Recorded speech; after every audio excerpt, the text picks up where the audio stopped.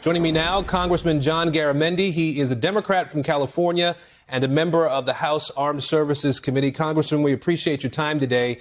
I want to know your committee I know your committee is already looking into or plans to look into hearings on this issue. Who do you want to hear from? What do you want to hear? Well, normally we'd be hearing from the top echelon of the military, probably the secretary, the chief of staff, and others, probably the CENTCOM commander. And we'll learn what's going on.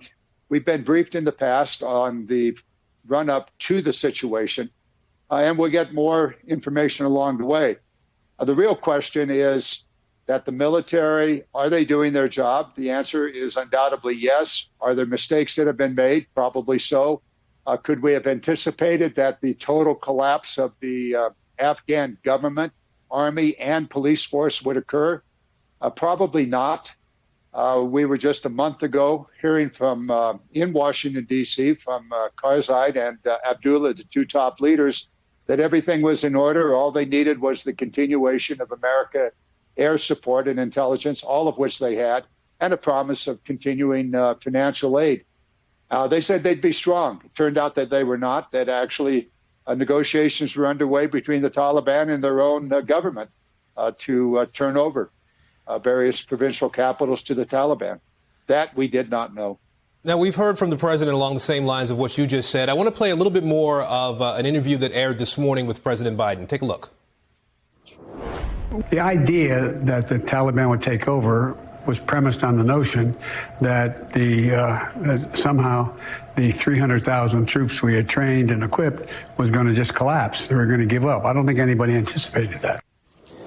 Congressman, though, here's the thing on this. The CIA did warn about this, as you noted. I know you said that Congress didn't expect how fast this all seemed to unfold in Afghanistan. But I have to wonder how it is that no one got the memo. We have seasoned intelligence, seasoned military folks in the administration, diplomats who were watching this, lawmakers, members of Congress. Nobody saw that the Afghan government was wobbly, despite them saying that they were strong?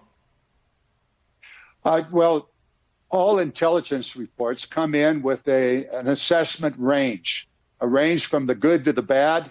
And you have to pick and choose within that range what is the most likely thing to occur. We know that we were supporting that army in multiple ways, a whole pile of money, perhaps several $100 billion over the course of the 20 years, trained them, equipped them, all of that. And the assessment range was, as I say, from very good to very bad, from very quick to not so several months or years out. We were working with that. And we'll hear from the military why they chose the particular range that they did, which was that the government would continue to operate. Now, when the president of the government turns tail and runs because he's fearful of his own life, that is a signal to the entire government, the army and the police, that he's getting out of town and they should too. Well, that's what happened. This man that's shown on your screen abandoned his country, abandoned his people, and abandoned the 20 years of support that the American government gave to him and his predecessors. So here we are.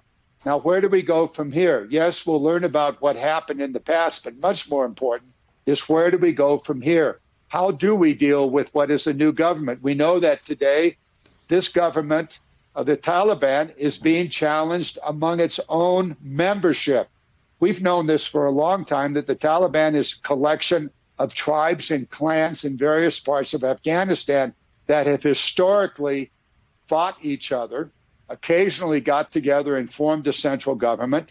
That is what is in process now. You see the leadership there on this screen. Are they going to be able to form a strong central government?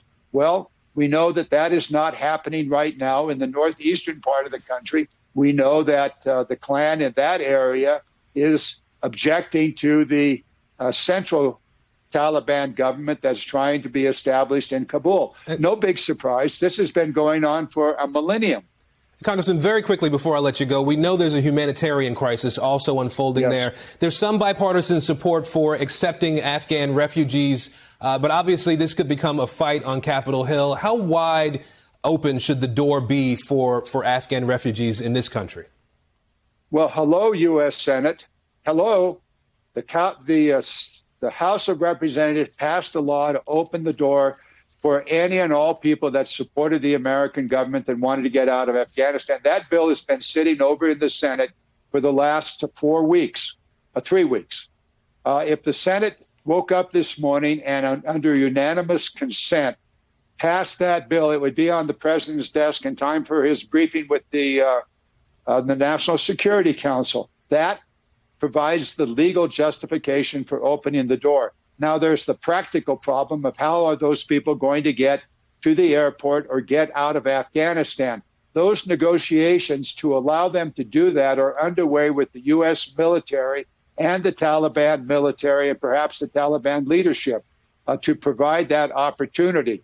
Now, do keep in mind that in his presentation to the U.S. Congress less than a month ago, Karzai told us that he did not want Afghans to leave Afghanistan. Right. Apparently, the only person he wanted to leave was himself.